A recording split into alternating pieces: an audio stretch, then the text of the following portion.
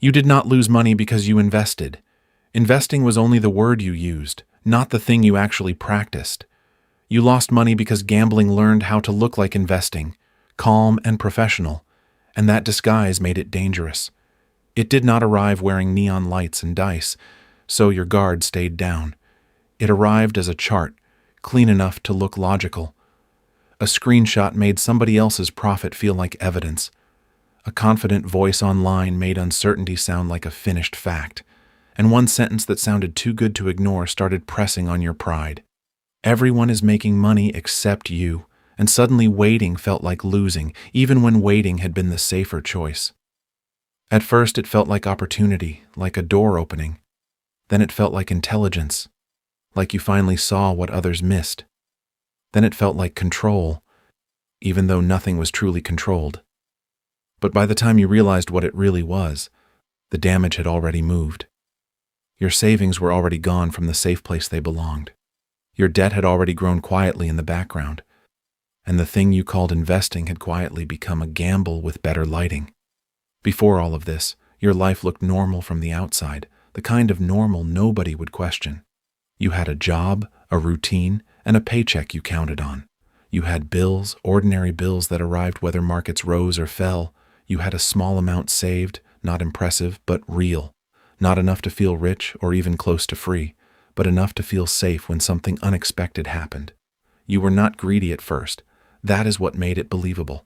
You just wanted your money to grow instead of sitting still, because standing still already felt expensive. You heard that saving alone was not enough anymore. You heard that inflation eats lazy money slowly and silently. You heard that rich people invest while everyone else only works. So you decided to learn carefully, at least in the beginning. At night, after work, you watched videos instead of resting, telling yourself it was education.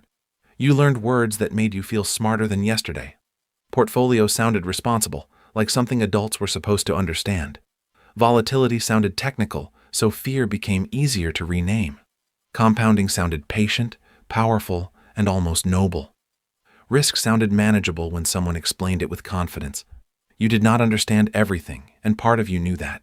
But you understood enough to begin, or at least enough to click, which felt like the same thing. Your first investment was small, almost too small to worry about.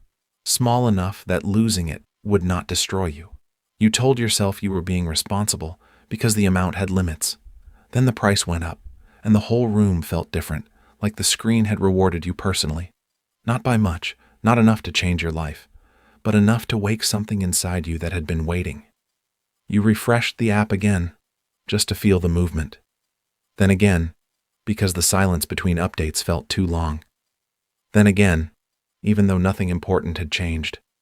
Suddenly, money felt alive, moving while you sat still, moving faster than your real life. Your salary took a month to arrive, slow and predictable, but the market moved every second, flashing with new possibilities. That speed felt exciting, like you had found a shortcut, and excitement is where the trap begins, because excitement feels harmless until it starts making decisions, because your first win did not make you wiser. It made you confident, and confidence arrived faster than knowledge. And confidence without knowledge is dangerous because it feels like instinct, even when it is only luck. You started thinking maybe you were different from ordinary beginners. Maybe you had timing, some private sense of the move. Maybe you had instinct, even if you had no process. Maybe this was easier than everyone said it was. That was the first lie, and it sounded reasonable. Then the algorithm found you exactly when you wanted confirmation, and it gave you more than you asked for. Every video showed someone winning, never the people who disappeared. Every comment sounded certain, fearless, and strangely rich. Every chart looked like it was about to explode upward. You were no longer learning with distance or patience. You were being pulled by repetition, pressure, and bright green proof, until doubt started feeling foolish. Someone said this coin was early, and early sounded safe. Someone said this stock was going to the moon, and nobody laughed. Someone said banks were scared, which made you feel chosen. Someone said normal investing was for people who wanted to stay poor. And that sentence hit your pride harder than any warning, because pride hates being called patient. Because you did not want to be slow anymore. You did not want to be average, patient, or invisible. You did not want to wait 30 years for freedom. You wanted the shortcut, and you wanted it to be real. And the shortcut looked like investing when it used the right language. So you increased the amount while still calling it discipline, even though discipline had already left. Not everything, because that would have sounded reckless. Just enough to feel serious, enough to make your pulse change. This time, the price went down instead of rewarding you, and the silence after that felt different. At first, you stayed calm because calm felt professional. You told yourself it was just volatility, nothing to fear. Then it dropped again, and the explanation felt weaker. And again, until the chart started following you outside the app. Suddenly you were not thinking about the business anymore, because the loss had become louder, or the asset, or what it actually did, or the long-term plan you claimed you had. You were thinking about getting back to even. That is when investing became chasing, even if you denied it, and denial made the chase easier. You bought more, not because the idea was better, but because losing felt unbearable, personal, and humiliating. You called it averaging down because the phrase sounded intelligent, but inside, it was revenge wearing a finance word, dressed up enough to pass as strategy. Revenge against the market for making you feel small. Revenge against the people who doubted you and warned you. Revenge against the version of you that was scared. You were no longer buying an investment with a calm plan. You were buying relief from the pain of being wrong. And relief is expensive when the market is selling it, because relief never asks if you can afford it. Then, just when you were ready to quit, it happened. The price exploded upward, sudden enough to erase your fear. Your account recovered and panic turned into electricity. Then it went higher, past the point you needed. You were not just safe again, at least for a moment. You were winning, and winning made the mistake look smart. And that win was more dangerous than the loss itself, because it taught the wrong lesson beautifully. Because now the wrong lesson felt true in your mind. Risk more, and you can recover faster next time. Ignore fear, and you look brave instead of careless. Chase harder, and the market rewards you, or so it seemed. But that was not investing wisdom, no matter how it felt. That was gambling psychology, learning your exact weakness.